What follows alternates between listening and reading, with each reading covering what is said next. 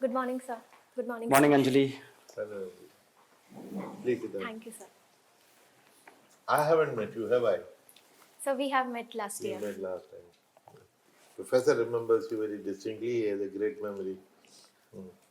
No, it's not only memory. Your name was unusual, your hobbies were unusual, and you came from Indore, in the city in which I was interested, and you had studied in Bhopal. So I what remember. happened last time in the interview? Kitne number mein? UPSC? Sir, I got less in interview. It was 149 and I missed by 8 marks the final list. You missed by 8 marks. Yes. So what did we ask you last time? Sir, First, forget about what we are asking. What did we tell you last time? sir, I was told that I need to prepare a copy of current affairs, like take one copy Louder. take one copy and write down the different themes that are occurring in the newspapers and keep revising it like 10 to 15 days of current affairs before the final interview. And so then I was told to prepare around 100 to 150 questions from my DAF and try brainstorming on all those aspects and try searching for their answers. So did you do that? How many questions were you able to identify from your DAF? Sir, I did the brainstorming part of DAF. Sir, not 100, 150, but I would have been somewhere close to 80, 90 questions, sir. I had tried to like look out for their answers. And any questions were asked from your DAF in the interview? Sir, they did ask me about Indore, particularly the food and the cuisine of Indore. And sir, my hobby of painting, they did ask me that. Yeah, okay. So, what questions were there which you think you did not answer satisfactorily to score much higher than this? Sir, I was having a hobby which was connected to tribals, and since I know was it was a god art. Yes, sir. And since I was coming from Madhya Pradesh, I thought, but maybe I can represent the state. So I was wearing a sari that was carrying a tribal print, a little bit of it. And that invoked a question from the chairman, sir, as to what I am wearing on that particular day. And he tried to ask if there was a relationship between what I am wearing and between my hobby. Yes, that's obvious. Yes, so, sir. what happened? So, sir, I think I missed out on that because I wore it for that very purpose so that I could connect it. But See, that is what is societal. You overplayed your tribal hobby card. It is all right to stay with Gond painting and Pahadi Gond painting and Shyam Jangad and his family and his society in Japan, if I recall correctly. Yes, His sir. being appointed as an attendant and his exploitation in the Rupankar Bhavan when Swaminathan was there, that is well known. And his legacy, his nephews and so on. But when you wear a sari with a prominent tribal print, obviously it is not going to be a tribal print of the Gond paintings. Yes, That's sir. very, very difficult to weave through. Yes, I mean, sir. the points and the... Yes, sir. It was a simple tribal print, yeah. And you probably were tripped when they asked you what tribe, what motive, the relationship between the two. So that to my mind, becomes more or less a condescending, patronizing attitude that I'm wearing something which has a tribal motive. I'm interested in tribal paintings. But then either you should be very, very well informed because Madhya Pradesh has a tradition of saris, Yes, sir. which are very, very ethnic and very, very Yes, sir. Madhya Pradesh. You know, it could be Maheshwari, it could be Chanderi, whatever. And if you stayed good with that, it would show the breadth of your interest in your state. So Indore, food mart, all right. Any other question? Sir, towards the end, I was also being given a situational question where a lady member asked me that I was a DM of a district, and it's a very orthodox district where there's a law and order situation, and people, because of their stereotypes, are not ready to talk to a DM who's a lady. So how are you going to deal with that situation? And initially I told her that, ma'am, I will try my best to convince them, persuade them, try to talk to them and know what the issue is. Then she told me that, no, that's not going to happen. They're not going to talk to you. Then I said, ma'am, if it's a law and order situation, then I will ask a subordinate of mine who's probably a male to break the ice and talk to them. I think that again is a bad answer.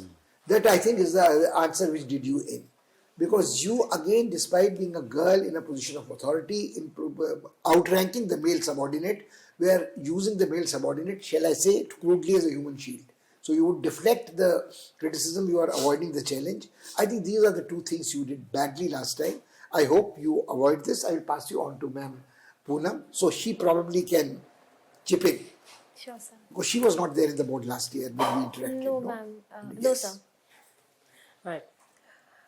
Anjali, I would like to know, today only there was an article in the newspaper about female labor force participation is, very low. What are the reasons for the same? Ma'am, the first one is the rising household incomes. And as the incomes of the household rise, they also find it more preferable that the females stay in the homes and they don't go out to work. Second, ma'am, is the patriarchal notion of the society which restricts a woman to go out. Ma'am, thirdly, it is also somewhere the safety issues and the safety concerns about women working out in the workplaces. And ma'am, fourth, I would say in general, women are more employed in the lesser of the works, like in the lower category works, because of their low education or the skills, the requisite skills they do not have. Are you aware of the percentages, the statistics? Ma'am, not the recent ones, but when I read it, it was one of the lowest in the world, around 19% it had fallen. But ma'am, the recent one I have to update. Okay, right. So generally women are, we have often seen that they are generally restricted to the informal sector. Yes, ma'am. Let's say tomorrow you're posted as a DM in Indore, and if you have to take specific 3 steps, concrete steps in this regard, what would be your 3 steps? I'm particularly pertaining my question to the informal sector. Ma'am, in the informal sector, there's a problem of safety and the security because the POSH Act, it applies only to the formal sectors. So safety and security would be... Are you sure about it? The POSH Act? Yes, ma'am. When I read about the criticisms of the POSH Act, one of the major loopholes was that it is only in the formal sector.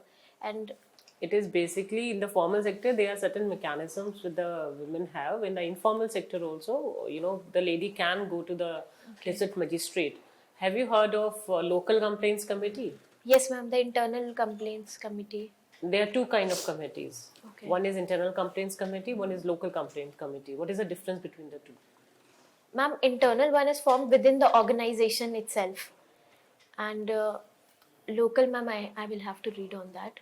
I am not aware. Please continue with your question. So that local complaints committee is basically constituted at the level of the district magistrate. Okay. And that basically pertains to every woman who is, any company which is having lower than 10 employees. So that comes into the purview of local complaints committee. Or any women can go to the local complaints committee. Thank you. Anyways, please continue with your answer. So one is you are safety. saying, yeah. Yes, ma'am. Ma'am, second one would be to provide them the skills.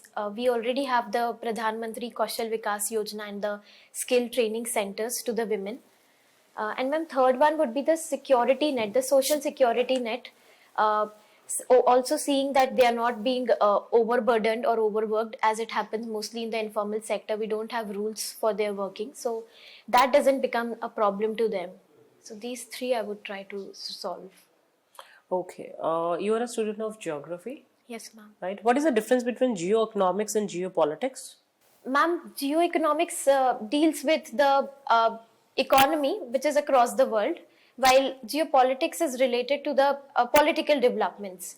However, ma'am, I feel that they can't be seen in silos because economy impacts your polity and vice versa. Can you illustrate your definition with some examples? Ma'am, geopolitics, if I have to talk about, then it could be the recent formations and alliances that we are seeing, like probably the Quad or any BIMSTEC, these or even the IORA. All of these are the geopolitical alliances that are formed. And ma'am, in particularly in geo-economics, I think mostly the trade-related alliances like the ASEAN countries, or even for that matter SAFTA and EU. So that probably would be the geo-economics. Okay, right. I want to ask, what are the challenges concerning your state? Madhya Pradesh? Ma'am, the first one would be the tribal challenge, because it has the largest absolute number of tribal people, their health, education. Um, the second one, ma'am, would be the investments. Madhya Pradesh is still having only 5% of its population engaged in the industries, and industrial investments are not seen till now. So that is second issue in Madhya Pradesh. And ma'am, the third one would be the farmer population. Though agrarian reforms in Madhya Pradesh have been quite successful, but taking it further from here would be one of the major challenges for the government, providing them the requisite support. Okay, my last question to you. When you talk about tribals, so we generally talk about, either the policy of isolation, which was used to be followed during that Elwyn National Park theory, and Jawaharlal Nehru gave the concept of integration. Yes. But unfortunately, when we talk about integration, what is actually happening on the ground is assimilation. So how, give me any 2 steps, my last question to you, that how you're going to stop this kind of thing. Ma'am, firstly, I think we need to accept the fact that we need to develop the tribals along their own genius. That was also highlighted in Panchasheel Tribal. For that, ma'am, one is that we can promote their artistic skills, their art, so that at the same time they get the revenue, but their art is also preserved. Like, we can employ the GI tags for their art and other things that they are good at, and providing them the skills. Ma'am, the second one would be to help into their integration into the society.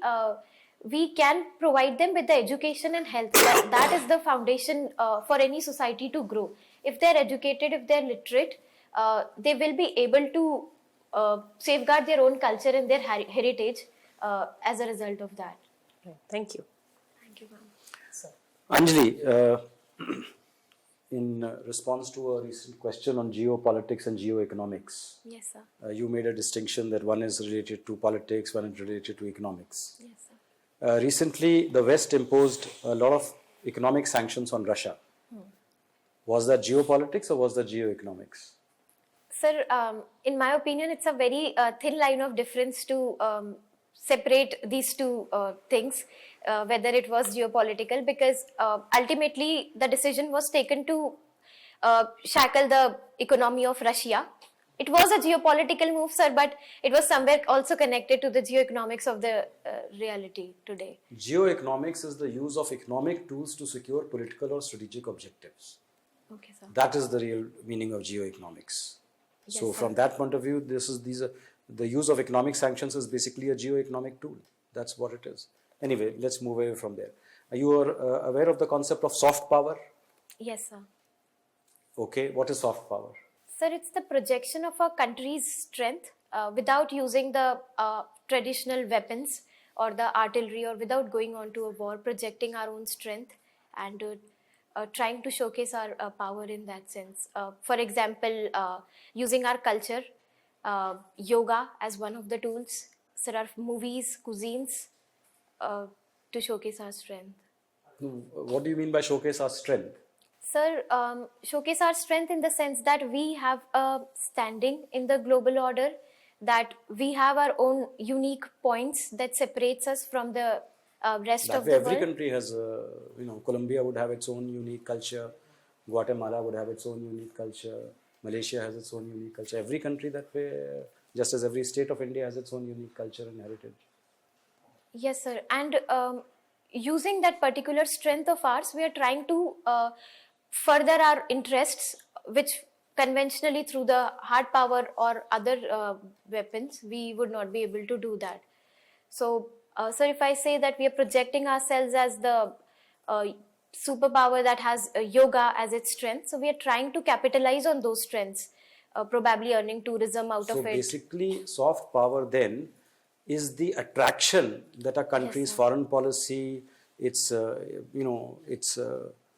cultural assets, etc., have amongst people of other countries, Yes, sir. which makes that country attractive in the minds of those other people, Yes, sir. without the conventional trappings of hard power, which is military might Yes, and economic might and things like that. Yes, sir. So what is America's greatest soft power according to you? It's something you encounter every day, even on the streets of Delhi.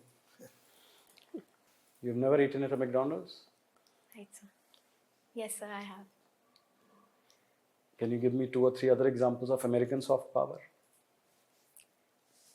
Sir, again on those lines, like Walmart we have, and Apple, which is their Silicon Valley, the entire ecosystem of Silicon Valley is their attraction. And probably, sir, their universities, the foreign education, it's quite popular among students in USA. That is also one of the soft But power. you're missing out the biggest American export to the world. So the Harley Davidson bikes. Hollywood. Sir, the Hollywood, yes, sir. How could you miss out Hollywood? Yes, sir. Okay, then let's come to India's soft power. You've already mentioned yoga, Ayurveda, Indian cuisine, Yes, sir. Indian dance, Indian music, etc.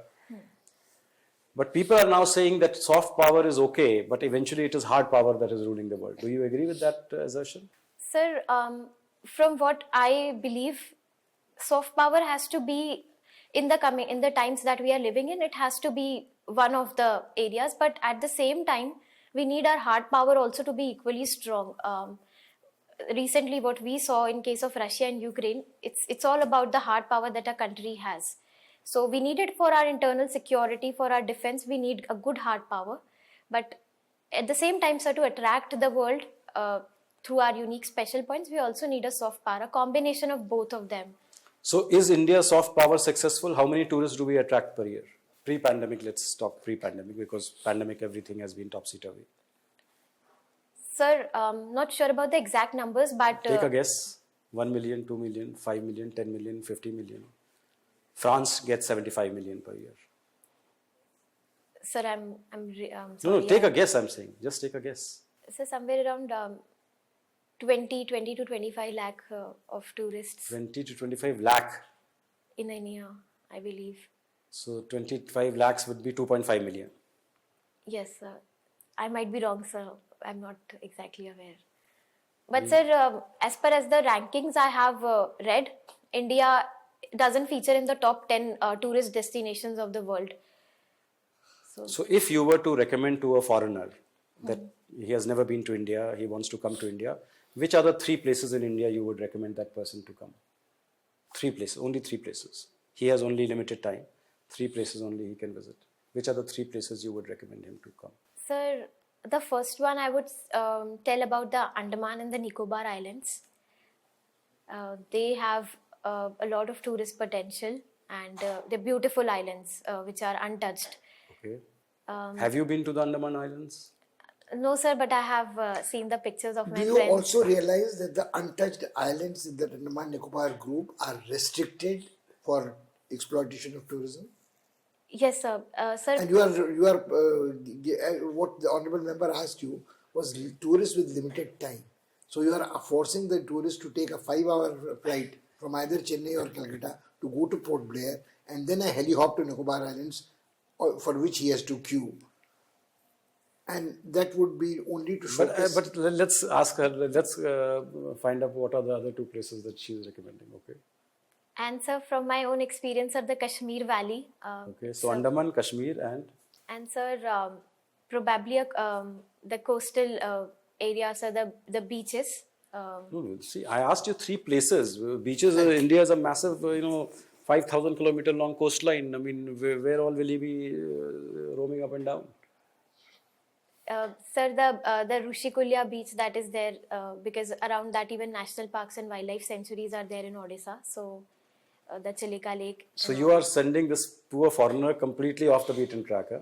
Sir, You're not asking him to see the Taj Mahal. You're not sending him to Delhi. You're not sending him to Mumbai. Not sending him to Chennai. You're sending him to completely, different places which most foreigners don't go to. Sir, I think that we have a lot of diversity when it comes to the tourist place. Definitely Taj Mahal and other things are more famous. But if I have to pick 3, sir, I would pick those which are very exquisite and lesser known. See, I did not ask you which are the 3 places you want to visit. This is a foreigner who has never come to India and you want to expose him to the wonders of India. And you chose the 3 places, one beach in Odisha and one Andaman Nicobar and one Kashmir Valley. You think that's the right choice? Sir, if I consider your second part, which was the time constraint, then probably it might not be a good idea. Okay, I pass you to Professor Pal. No, I think, what is happening, Anjali, is that you are lacking focus sharply. You are not listening to the question carefully. His question was not only limited by time constraint, it emphasized diversity, introduction to India. You are not even focusing on the geographical diversity of India. You are apparently fascinated by the coastline, the coaches, the beautiful beaches.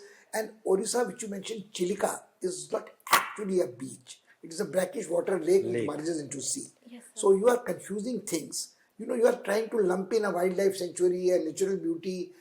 And the problem is that you have not thought it through.